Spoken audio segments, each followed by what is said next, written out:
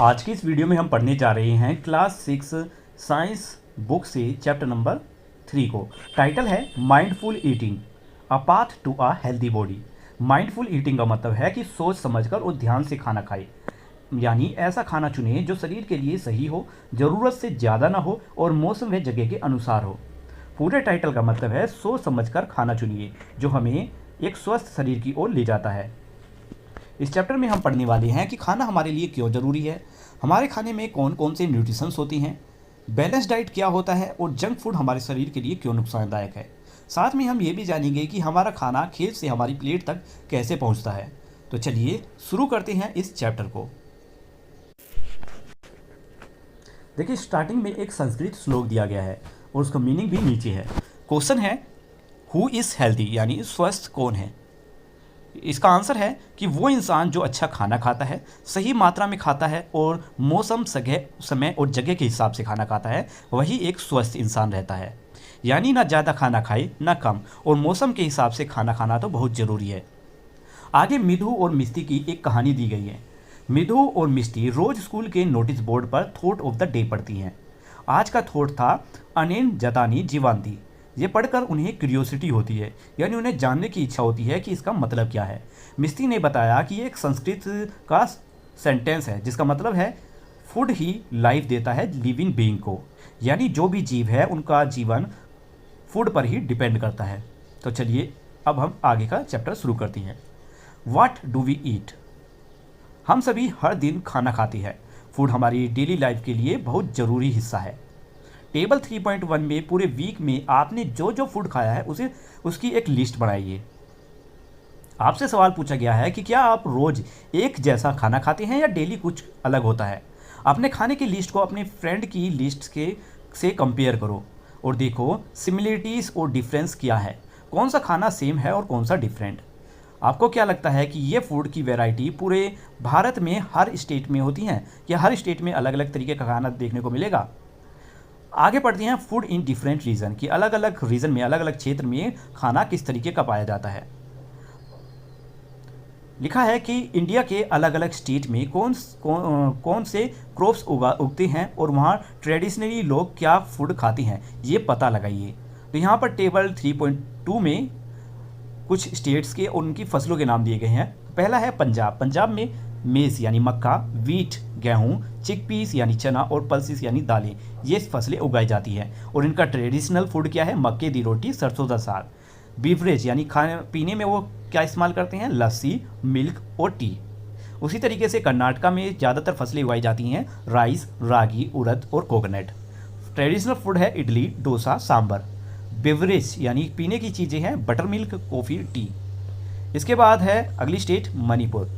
मणिपुर में rice, bamboo, soybean ये मुख्य फसलें हैं।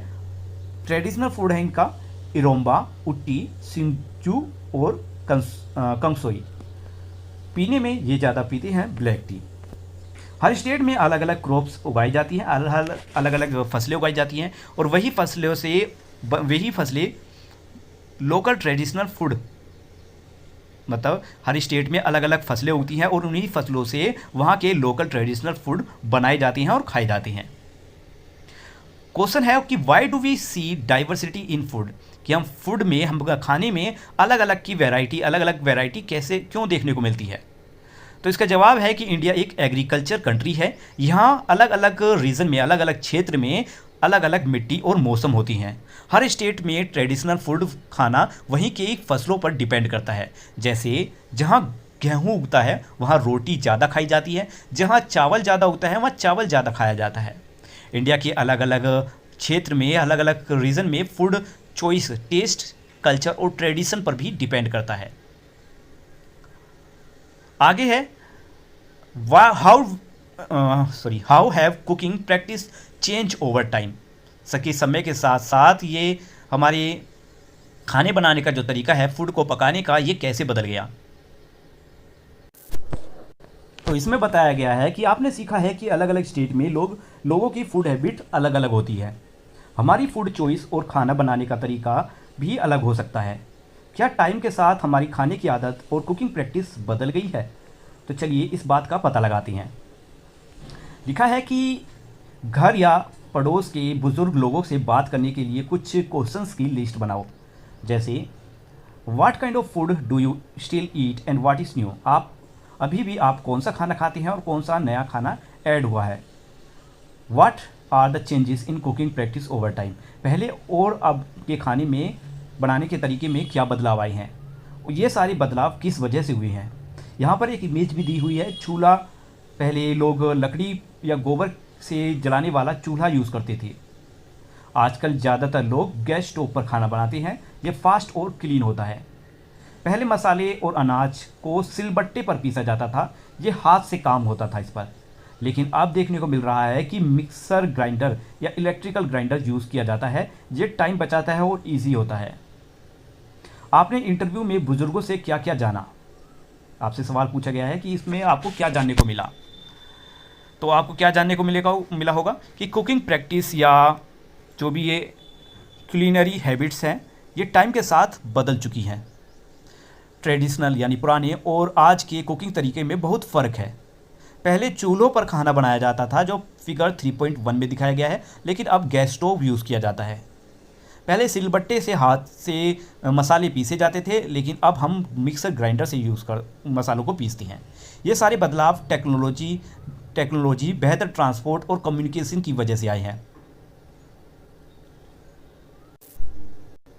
आगे है what are the components of food. तो इसमें लिखा है कि मिधु और मिष्टी अपने स्कूल में लगे ट्रेडिशनल फूड फेस्टिवल में जाती हैं। उस फेस्टिवल का थीम है ईट हेल्दी लिव हेल्दी, यानी स्वस्थ आहार स्वस्थ जीवन। फेस्टिवल में अलग अलग स्टॉल लगे हैं जहां पर ट्रेडिशनल डिशेस दिखाई गई हैं। डॉक्टर पोसिता जो एक न्यूट्रिशन एक्सपर्ट हैं बच्चों को समझाती हैं कि स्वास्थ्य ही सबसे बड़ी दौलत है, यानी हेल्थ ही हमारी असली वेल्थ है। चलिए अब हम समझते हैं कि डॉक्टर पोसिता का ये कहने का मतलब क्या था। सब टॉपिक है what do we need food regularly. Have you ever missed a meal, how do you feel when you miss a meal. क्या आपने कभी खाना मिस किया है। जब आप खाना नहीं खाते तो आपको कैसा महसूस होता है। जब हम कुछ समय तक खाना नहीं खाते तो हम थके हुए और कम एनर्जी वाले फील करते हैं। ऐसा लगता है कि हमारे शरीर के अंदर एनर्जी बहुत कम हो गई है।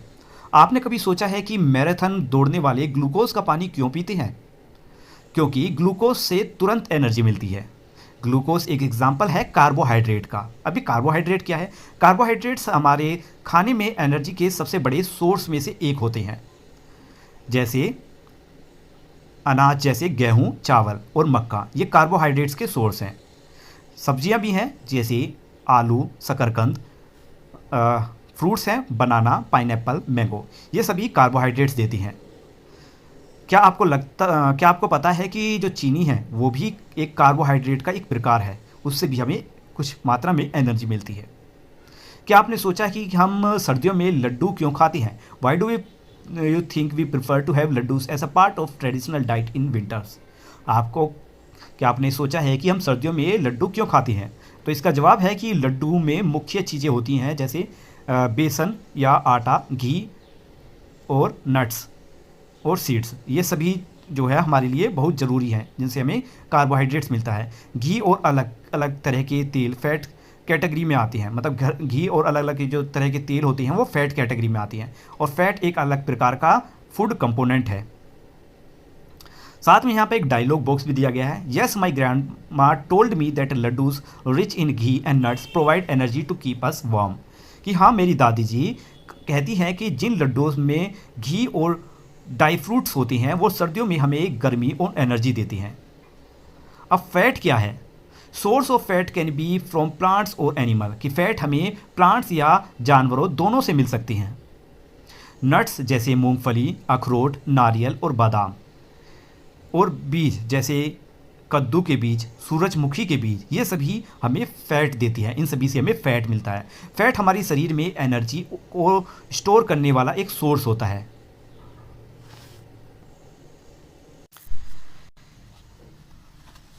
तो कार्बोहाइड्रेट्स और फैट्स ये दोनों इंपॉर्टेंट चीज़ें हैं हमारे लिए। कार्बोहाइड्रेट्स और फैट हमें रोज़मर्रा की जो एक्टिविटी है उन्हें करने के लिए हमें एनर्जी देता है, हमें कुछ समय के लिए ताकत देता है। इसलिए इन्हें हम एनर्जी गिविंग फूड कहते हैं। ऐसे और फूड आइटम्स पहचानिए जिनमें कार्बोहाइड्रेट्स और फैट्स ज़्यादा होते हैं। आगे लिखा है पोलर बियर के बारे में। Polar bear accumulate a lot of fat under their skin. कि पोलर बियर की स्किन के नीचे बहुत सारा फैट जमा होता है।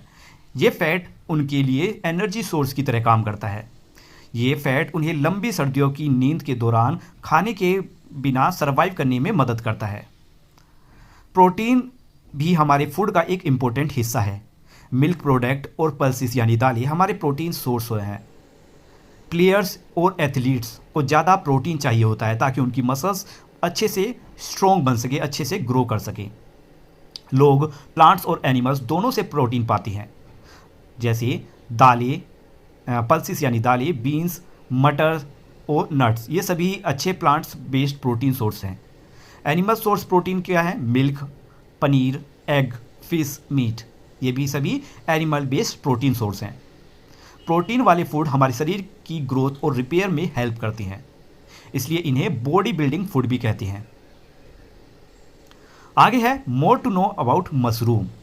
Have you ever seen mushroom? They grow mostly in dark and moist places. क्या आपने कभी मशरूम देखा है? ये ज़्यादातर अंधेरी और नम जगह पर उगते हैं।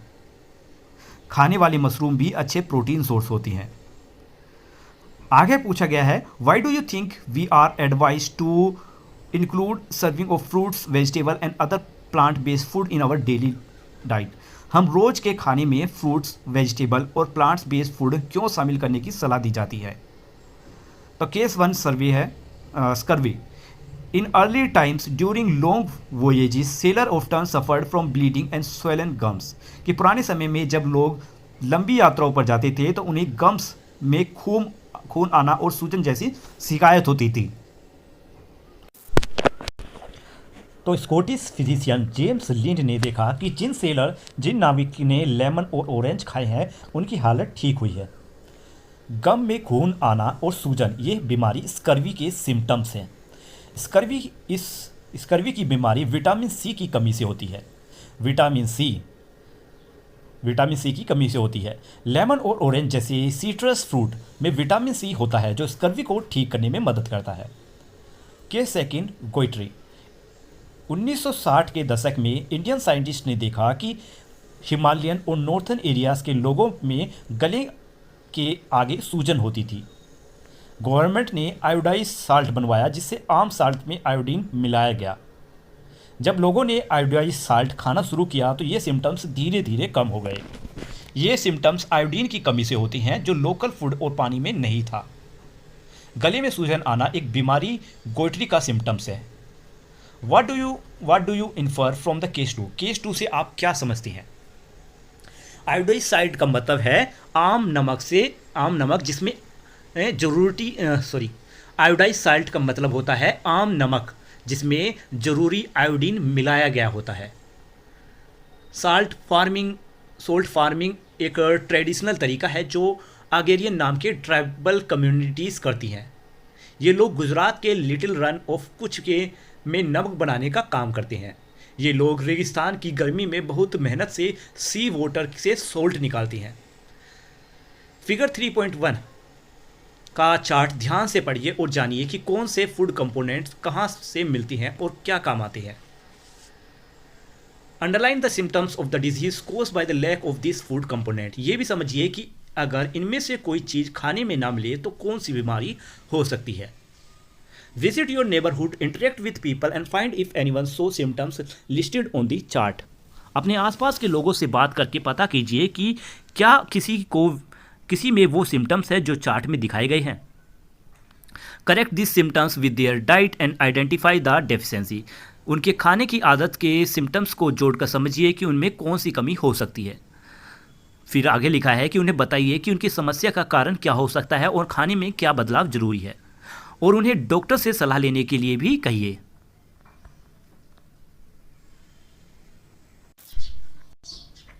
आगे फिगर 3.5 में विटामिन्स और मिनरल्स का पूरा चार्ट दिया गया है। फंक्शंस, सोर्स, डेफिशिएंसी, डिजीज और सिम्टम्स। विटामिन ए का फंक्शन क्या है? आँखों और त्वचा को हेल्थी बनाए रखना। सोर्सेस यानी कहाँ से ये विटामिन ए मिल सकता है? पपाया, कैरेट, मैंगो और मिल्क। डेफिशिएंसी डिजीज़ यानी अगर विटामिन ए की कमी हो जाए तो आपको कौन सी बीमारी हो सकती है? कि आँखों की रोशनी कम हो जाना। नेक्स्ट है सिम्टम्स, यानी इसके लक्षण क्या हैं। अंधेरे में कम दिखाई देना, कभी कभी पूरी तरह से रोशनी चली जाती है। विटामिन B1, इसका फंक्शन है कि दिल को स्वस्थ रखता है और शरीर के कामों में मदद करता है। सोर्स कहाँ से मिल सकता है विटामिन B1? दालें, मेवे, साबुत अनाज, बीज, दूध, मतलब दूध के बने हुए जो सभी प्रोडक्ट्स हैं उन सभी से। डेफिशिएंसी डिजीज़ है इसकी बेरी। सिम्टम्स क्या हैं? सूजन, पैरों और हाथों में जलन या झंझनाहट, सांस लेने में तकलीफ। विटामिन C का फंक्शन है बीमारियों से लड़ने में शरीर की मदद करता है। सोर्सेज हैं amla, guava, green chilli, orange, lemon. Deficiency disease है स्कर्वी। सिम्टम्स हैं इसके मसूड़ों से खून आना, घाव धीरे भरना। विटामिन D फंक्शन है शरीर को हड्डियों और दांतों के लिए कैल्शियम एब्जॉर्ब करने में मदद करना। सोर्सेज हैं इसके सनलाइट, मिल्क, बटर, फिश और एग। डेफिशिएंसी डिजीज़, इसकी कमी से बीमारी होती है रिकेट्स। सिम्टम्स है हड्डी का मुलायम होना, टेढ़ी मेढ़ी हड्डी होना। नेक्स्ट है कैल्शियम, फंक्शन है keeps bones and teeth healthy, यानी हड्डियों और दांतों को मजबूत और स्वस्थ बनाए रखता है। सोर्सेज हैं इसके मिल्क, सोया मिल्क, कर्ड, चीज़, पनीर। बीमारी, इसकी कमी से कौन सी बीमारी होती है? Bone and tooth decay. Symptoms है इसकी हड्डियों के कमज़ोर होना, दांत सड़ना। नेक्स्ट है आयोडीन फंक्शन है शरीर और दिमाग के कामों को ठीक करने में मदद करता है। सोर्सेस है सीवीड, वाटर चेस्टनट यानी सिंगाड़ा और आयोडाइज साल्ट। बीमारी, इसकी कमी से होती है गोइट्री। सिम्टम्स है गले का सामने का हिस्सा सूजना। नेक्स्ट है आयरन, फंक्शन है खून का जरूरी हिस्सा, मतलब फंक्शन है इसका इम्पोर्टेंट कंपोनेंट ऑफ ब्लड, खून का एक जरूरी हिस्सा। सोर्सेस है आयरन कहाँ से मिलता है? हरे पत्ते वाली सब्जियों से, बीट रूट यानी चकुंदर से और पोमीग्रेनेट यानी अनार से। बीमारी है, इसकी कमी से जो बीमारी होती है वो है अनीमिया यानी खून की कमी। सिम्टम्स है कमजोरी महसूस होना या सांस फूलना।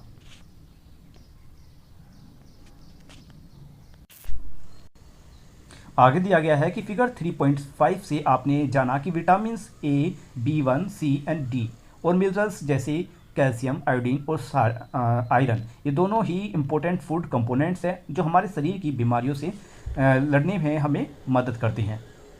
लेकिन अगर इनकी कमी हो जाए तो उससे होने वाली बीमारियों को कैसे दूर किया जा सकता है। नेक्स्ट यहाँ पर एक फिगर दिया गया है एक्सप्लेनेशन सोर्स ऑफ विटामिन्स, कि ये विटामिन कहाँ कहाँ से मिलेंगे। Vitamin A papaya, carrot, mango, milk से मिलेगा। Vitamin B1 milk, paneer, milk, wheat, rice से। आगे बढ़ती हैं कि वो फूड आइटम्स जो हमें एनर्जी देती हैं, बॉडी को ग्रो करने में मदद करती हैं, बीमारियों से बचाती हैं और शरीर के ज़रूरी कामों में मदद करती हैं, उन्हें न्यूट्रिशंस कहा जाता है। हमारे खाने में मुख्य न्यूट्रिशंस हैं कार्बोहाइड्रेट्स, प्रोटीन, फैट्स, विटामिन्स और मिनरल्स। विटामिन्स और मिनरल्स को प्रोटेक्टिव न्यूट्रिशंस भी कहा जाता है। ये न्यूट्रिशन हमारे शरीर को बीमारियों से बचाते हैं और हमें स्वस्थ रखते हैं। आपके मम्मी पापा ने भी आपको ज़रूर कहा होगा कि नियमित रूप से दूध पिए, रोज़ दूध पिए, हरी सब्जी खाएं, फल और साबुत अनाज खाओ। और साथ में आपको सलाह भी दी होगी दूध, हरी सब्जियों की, फलों की और मतलब अनाज से बने हुए सभी खानों की, कि इन्हें रोज़ खाना चाहिए। ये सभी विटामिन्स और मिनरल्स के बहुत अच्छे सोर्स होते हैं।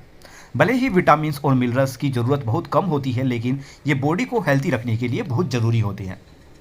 क्वेश्चन पूछा गया है कि आपने कभी नोटिस किया है कि कच्ची और पक्की सब्जियों में क्या फ़र्क होता है? क्या आपने देखा है कि सब्जी पकाने के बाद अपना ब्राइट रंग खो देती है और सॉफ्ट या कम क्रिस्पी हो जाती है? कुछ न्यूट्रिशंस जैसे विटामिन C कुकिंग के दौरान हीट की वजह से ख़राब हो जाती हैं या ख़त्म हो जाती हैं। तो क्या ये अच्छा नहीं होगा कि हम अपने खाने को कच्चा फल और सब्जियों में भी शामिल करें?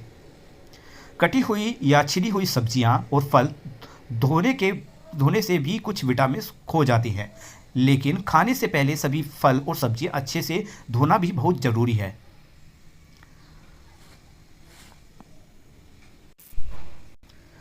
यहाँ पर बबल स्पीच में एक लड़का बोल रहा है दो लड़कियों से, क्या हमारे सारे न्यूट्रिशंस पेड़ पौधे और एनिमल से मिलते हैं?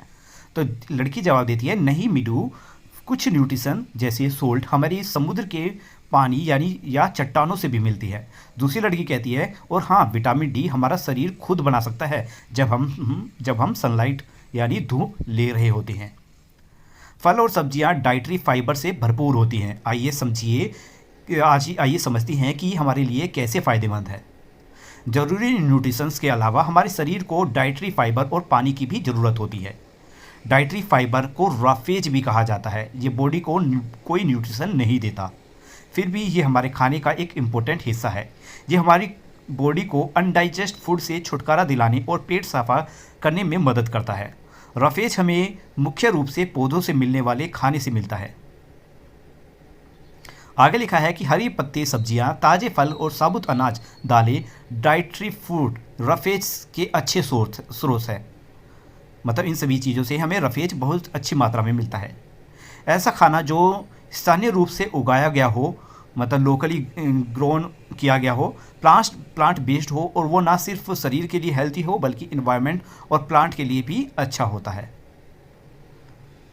मतलब इसका पैराग्राफ का मतलब है कि जो खाना लोकली यानी गांव ग्रामीण इलाकों में अच्छे से उगाया जाता है, और वो जो है खाना सिर्फ शरीर के लिए हेल्दी नहीं बल्कि इन्वायरमेंट और प्लेनेट के लिए भी बहुत अच्छा होता है। आगे लिखा है कि पानी भी हमारे खाने का एक बहुत ज़रूरी हिस्सा है। यह हमारे शरीर को खाने के न्यूट्रिशन एब्जॉर्ब करने में मदद करता है। यह शरीर से गंदगी को पसीने और पेशाब के यूरिन मतलब पेशाब के ज़रिए बाहर निकाल देता है। हमें रोज़ पर्याप्त पानी पीना चाहिए ताकि हम स्वस्थ रहें। बॉक्स में क्वेश्चन पूछा गया है, what are the food sources that provide water to our body, list a few of them. कौन कौन से ऐसे खाने के आइटम हैं जो पानी प्रोवाइड करती हैं, उनके कुछ नाम बताइए। इसका आंसर हो सकता है फल, सब्जियां जैसे खीरा, तरबूज, नारियल पानी, ये सभी चीज़ें। आगे एक साइंटिस्ट के बारे में दिया गया है, ग्लोथुर गोपालन, जिनका 1918 में जन्म हुआ, 2019 में इनका डेथ हुई। कोलुथुल गोलोपन जी ने भारत में न्यूट्रिशन पर रिसर्च की शुरुआत की थी। उन्होंने 500 से ज़्यादा इंडियन फूड का न्यूट्रिशन के हिसाब से एनालाइज किया और भारत के लोगों के लिए सही डाइट की सलाह दी। उन्होंने भारत की जनता को न्यूट्रिशन स्टेटस पर सर्वे किए और पाया कि लोगों में प्रोटीन, एनर्जी और दूसरे न्यूट्रिशन की कमी है। इसी रिसर्च के आधार पर 2002 में मिड डे मील योजना शुरू की गई, जब पीएम रोशन योजना, जो कि पीएम रोशन योजना कहलाती है। इस योजना का मकसद था कि सरकारी स्कूलों में पढ़ने वाले बच्चों को बैलेंस्ड डाइट दिया जाए, मतलब एक अच्छा भोजन दिया जाए। इस योजना के दौरान देश भर में लाखों बच्चों के स्वास्थ्य और पोषण को बेहतर बनाने की एक अहम भूमिका निभाई गई। नेक्स्ट टॉपिक है how to test different components of food. आइए पता लगाते हैं कि अलग अलग फूड आइटम्स में कौन कौन से न्यूट्रिशंस मौजूद होती हैं। कुछ न्यूट्रिशन जैसे स्टार्च, ये एक प्रकार का कार्बोहाइड्रेट है। कुछ न्यूट्रिशन जैसे स्टार्च, फैट और प्रोटीन को हम सिंपल टेस्ट से पहचान सकते हैं, लेकिन कुछ न्यूट्रिशंस को पहचानने के लिए लेबोरेटरी की ज़रूरत होती है। आइए जानते हैं कि हम स्टार्च, फैट और प्रोटीन को कैसे पहचान सकते हैं। तो टेस्ट फॉर स्टार्च, स्टेप 1 है, take a small quantity of food items such as slice of potato, cucumber, bread, boiled rice, boiled gram, crushed peanut, oil, butter and crushed coconut. इन सभी चीज़ों को हमें टेस्ट के लिए लेना है। अब टेस्ट कैसे किया जाएगा, place a small piece of each item on the separate dish. हर आइटम का एक छोटा टुकड़ा अलग अलग प्लेट या डिश में रखो। स्टेप 3, एक ड्रॉपर से हर फूड आइटम पर 2-3 ड्रॉप आयोडीन सॉल्यूशन डालो। स्टेप 4, अब देखो कि कलर में कोई चेंज आया है। अगर आइटम्स का रंग नीला काला हुआ तो उसमें स्टार्च होगा। ये ऑब्जर्वेशन को टेबल में नोट करो। यहाँ पर एक इम्पोर्टेंट पॉइंट भी है, a blue black colour indicate the presence of starch, कि अगर नीला काला रंग आया तो इसका मतलब होता है कि उस आइटम में स्टार्च मौजूद है।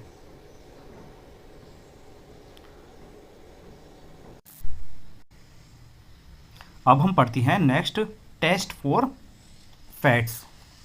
स्टेप 1, उन फूड आइटम्स में से थोड़ा थोड़ा हिस्सा लो जिनमें आपने स्टार्च टेस्ट किया था। हर फूड आइटम को एक अलग कागज़ के टुकड़े पर रखो। अब स्टेप 3 में अब उस कागज़ को फूड के चारों ओर लपेटो और हल्के से दबाओ। ध्यान रखो कि पेपर फटे नहीं। स्टेप 4, अगर फूड में थोड़ा पानी है तो पेपर को सूखने दो। अब ऑब्जर्व करो, ध्यान से देखो, क्या पेपर पर ऑयल पैच बना है? अगर हाँ तो समझ जाओ उस आइटम में फैट है, क्योंकि ऑयल या बटर जैसे फैटी आइटम्स पेपर पर चिकने दाग छोड़ देते हैं। अब उस पेपर को लाइट के सामने पकड़ो, क्या लाइट हल्की सी साइन हो रही है उस दाग के आर पार? अगर हाँ तो पैच फैट का प्रूफ है। इस तरह हम जान सकते हैं कि कौन से फूड आइटम में फैट है। आगे है टेस्ट फॉर प्रोटीन। यह एक्टिविटी टीचर के द्वारा डेमोन्स्ट्रेट की जाती है क्योंकि इसमें केमिकल यूज़ होती हैं। स्टेप 1 है उन फूड आइटम्स को लो जिनका पहले टेस्ट कर चुके हो, स्टार्च का हो चाहे फैट टेस्ट हो। अब उन फूड आइटम्स को पेस्टल और मोर्टर में पीसकर पेस्ट या पाउडर बना लो। हर आइटम का आधा चम्मच एक साफ टेस्ट ट्यूब में डालो। नेक्स्ट स्टेप है अब हर ट्यूब में 2 चम्मच पानी डालो और अच्छे से सेक करो। स्टेप 5, अब हर ट्यूब में 2 ड्रॉप कॉपर सल्फेट सॉल्यूशन डालो। नेक्स्ट स्टेप, फिर दूसरे ड्रॉपर से 10 ड्रॉप कोसेटिक सोडा सॉल्यूशन डालो। नेक्स्ट स्टेप में अच्छे से सेक करो और कुछ मिनट तक टेस्ट ट्यूब ऐसे ही रहने दो। अब देखो क्या रिजल्ट आया है। अगर वायलेट पर्पल रंग बना तो उसमें प्रोटीन मौजूद है। अब यहाँ पर प्रिकॉशंस भी दिए गए हैं, यानी सावधानियाँ क्या बरतनी है। तो प्रिकॉशन है इसमें, ये केमिकल हानिकारक हो सकती हैं, बहुत ही हार्मफुल होती हैं, इसलिए बिना टीचर की गाइडेंस के टच मत करो। अगर गलती से बॉडी पर गिर जाए तो तुरंत पानी से तुरंत उस हिस्से को धो लो। किसी भी केमिकल को माउथ में मत डालो या सूंघने की कोशिश मत करो। अब हमारा नेक्स्ट टॉपिक है बैलेंस्ड डाइट, यानी एक संतुलित आहार है। आपके सामने क्वेश्चन है कि are nutritional requirement the same for everyone? क्या सभी लोगों के लिए न्यूट्रिशन की ज़रूरत एक जैसी होती है? नहीं, हर किसी को अलग अलग न्यूट्रिशन की ज़रूरत होती है। डिपेंड करता है उनकी उम्र पर, उनकी जेंडर पर, यानी वो स्त्रीलिंग है या पुल्लिंग, उनकी फिजिकल एक्टिविटी पर, उनकी हेल्थ स्टेटस पर, उनकी लाइफस्टाइल पर। लेट अस फाइंड आउट, चलो इस बारे में पता लगाते हैं। आपने एक्टिविटी 3.1 में जो फूड आइटम्स खाए थे उन्हें याद करो। अब चेक करो कि उनमें सभी एसेंशियल न्यूट्रिशंस थे या नहीं, जैसे carbohydrates, protein, fats, vitamins and minerals, roughage और वाटर। अगर किसी न्यूट्रिशन की कमी थी तो सोचो कि कौन से फूड कंपोनेंट को जोड़ना चाहिए ताकि बैलेंस्ड हो जाए। बैलेंस्ड डाइट किसे कहते हैं, अब ये जान लीजिए। A diet that has all essential nutrition, roughage and water in the right amount is known as balanced diet. ऐसा खाना जिसमें सारे जरूरी न्यूट्रिशंस हो, फाइबर्स हो और पानी सही मात्रा में हो, उसे बैलेंस डाइट कहते हैं। ये शरीर की ग्रोथ और डेवलपमेंट के लिए बहुत ज़रूरी होता है। Activity 3.9, let us compare nutrition, fats, carbohydrates और प्रोटीन, डाइटरी फाइबर। पोटैटोस में कितना होता है, रोस्टेड चने में कितना होता है, ये सब भी इस बारे में यहाँ पर जानकारी दी गई है। रोस्टेड चने में फैट कम होता है, प्रोटीन और डाइटरी फाइबर ज़्यादा होता है। नेक्स्ट है पोटैटो वेफर्स में फैट और कैलोरीज की मात्रा ज़्यादा होती है और फाइबर कम होता है। अब आपके सामने क्वेश्चन है कि जंक फूड क्या है, ये जंक फूड क्या होता है। कुछ फूड आइटम्स जैसे पोटैटो वेफर, कैंडी बार्स और कोल्ड ड्रिंक्स बहुत ज़्यादा फैट और शुगर होते हैं इनमें, लेकिन इनमें प्रोटीन, विटामिन्स और मिनरल्स और फाइबर्स बहुत कम, यानी कम या फिर बिल्कुल भी नहीं होते। ऐसे फूड को जंक फूड कहती हैं। इनका ज़्यादा सेवन शरीर को अनहेल्दी बना सकता है, हमें अस्वस्थ बना सकता है। क्या समस्याएं हमारे सामने आ सकती हैं अगर हम जंक फूड खाएं? तो ये समस्याएं कुछ इस तरीके से हैं: मोटापा, health related problem, weak immunity system.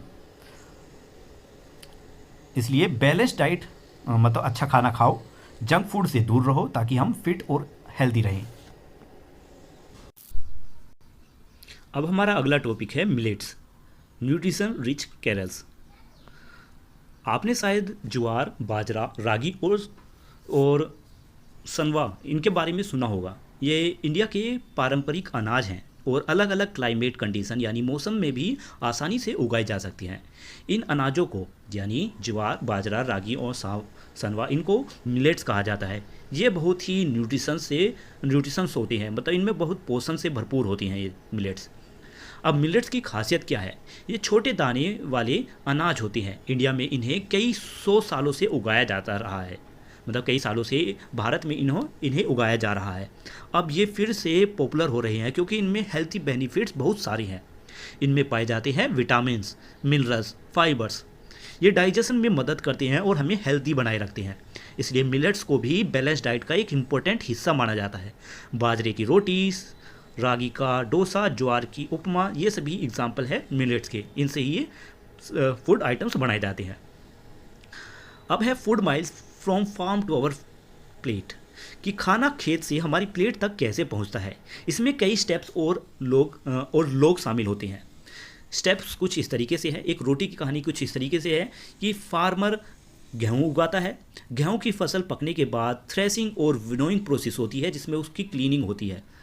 फिर अनाज को स्टोर कर कर रखा जाता है। फिर अनाज पीसना और पैक करने की प्रोसेस होती है। ट्रांसपोर्ट से इसको शॉप्स पर, दुकानों पर भेजा जाता है और दुकानों से खरीदने के बाद इसका खाना बनाया जाता है और आखिरकार फाइनली फूड हमारी प्लेट में होता है।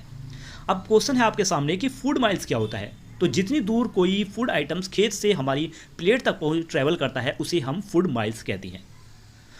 अब फूड माइल्स को रिड्यूस करने की क्यों ज़रूरत है, क्यों इस दूरी को कम करने की ज़रूरत है, इसमें फ़ायदे क्या होते हैं।